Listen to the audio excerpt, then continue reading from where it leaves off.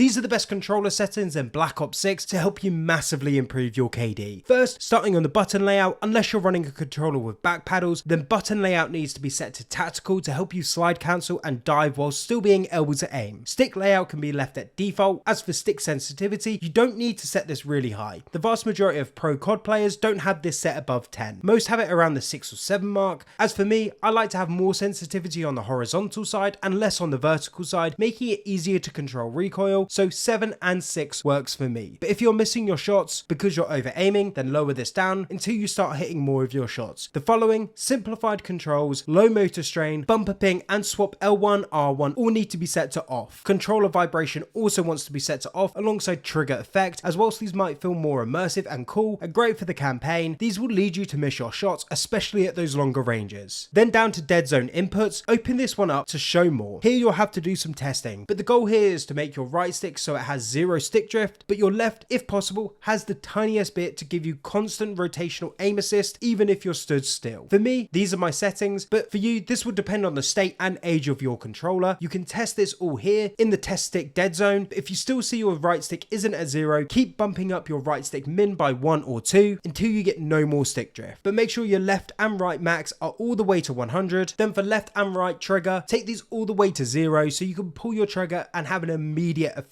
Moving on to aiming, leave sensitivity multiplier alone as we're going to change that in a different area. Make sure look inversion is set to off, otherwise your aim is just going to be all over the place, and then jump into aiming advanced settings. You can skip past look inversion, and on ADS sensitivity transition timing, change this to instant. And for aim response curve type, change this to dynamic. If you had this set to anything else, this will take some time to get used to, but after an hour or so, you will slowly notice your KD start to creep up. Moving down to custom sensitivity per zoom. Turn this on and head down to the show more. The first 4 need to be set to 0.85, then the 5th one to 0.9, then for the final high zoom wants to be set to 1. This will make it easier for you to track your enemies properly when aiming down sight, and when you pull out a sniper, you will actually have some sensitivity in place to keep up with someone running, jumping or sliding across your screen, so you can still land your shots. Target aim assist wants to be set to on and motion sensor behavior set to off. Moving on to movement, change sprint assist to tactical sprint assist, but then head down to show more and change sprint assist delay to 2. However, if you're on a controller with no access to mouse and keyboard, then you'll have to set with 50. Basically, this setting was incredibly bugged in the beta, and there just needs to be some further testing done before this can be turned down to 0, as it basically at 0 didn't work properly and ended up hindering you more than if it was set to 2 or 50. As for sprint assist, sideway and backwards, turn these both on. For mantle assist and crouch assist, turn these both to off. Corner slice wants to be left on. Slide and dive behavior, change this to tap to slide, as this makes it so you have to hold down your crouch button to dive. And then auto door peek, change this to off. Automatic airborne mantle, set this to off. Sprint restore on. Slide maintain sprint on, and parachute behavior to off. Mantle cancels reload,